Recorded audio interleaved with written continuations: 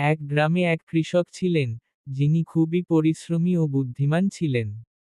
তার একটি গাধা ছিল, যা প্রতিদিন মাঠে কাজ করত এবং ভারী বোঝা বহন করত। একদিন কৃষকের গাধাটি হঠাৎ করেই একটি গভীর কুয়োয় পড়ে গেল। গাধাটি ভয় পেয়ে জোরে জোরে ডাকতে লাগল। কৃষক দ্রুত কুয়োর কাছে গেল এবং অনেক চেষ্টা করেও গাধাটিকে তুলতে পারল না। অনেক চিন্তা করার পর কৃষক ভাবল, গাধাটি বৃদ্ধ হয়ে গেছে, আর এই কুয়ো পুরনো ও অপ্রয়োজনীয়। তাই সে সিদ্ধান্ত নিল যে কুয়োটি মাটি দিয়ে ভর্তি করে দেবে, যাতে গাধাটির কষ্ট শেষ হয়। কৃষক ও তার প্রতিবেশীরা মাটি ফেলা শুরু করল। প্রথমে গাধাটি ভয় পেয়ে আরো জোরে চিৎকার করতে লাগল।